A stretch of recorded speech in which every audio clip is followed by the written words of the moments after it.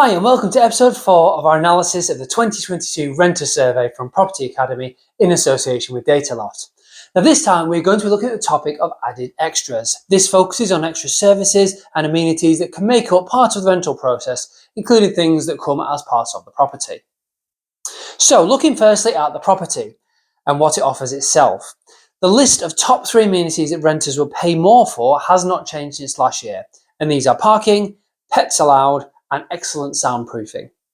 Other aspects that people did bring up were things such as adequate general storage, on-site gym, roof terrace, and a few things like that.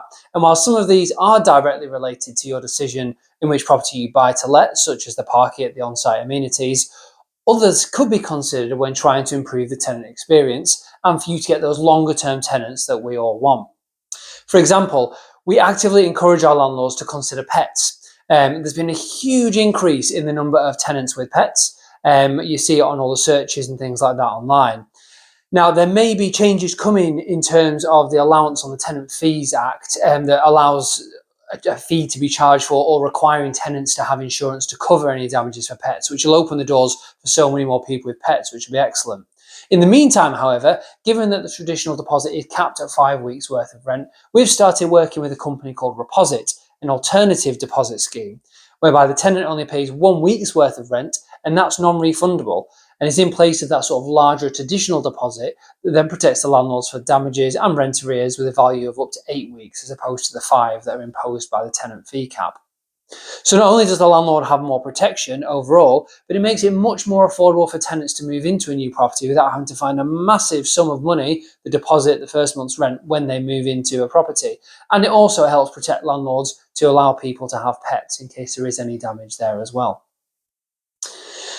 Now, following COVID, the number of people working from home has risen dramatically. And not only does that mean much more demand for high quality broadband, and that's people looking for that, as we saw in last week's episode, but a furnished property to aid home working also tops the list of features that will make a tenant choose a property quicker over others.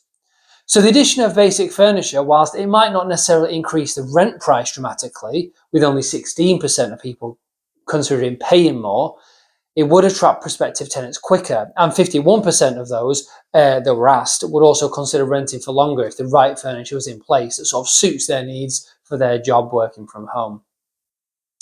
Now, many renters would consider additional services if offered by their agent. Now, these include all the important sort of things like broadband, TV and tech packages, contents insurance, removal services, and so on. But the additional service that tops the list will be a utilities package. Now, unlike student properties, private residential lets are less likely to have utilities as part of the rent. And given the current energy crisis, everyone is acutely aware of their utility prices.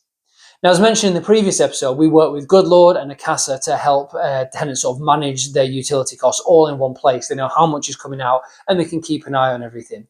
However, most switching services that did exist sort of pre-energy crisis have actually been suspended following the sort of price caps and things that have come in with the various announcements in the news.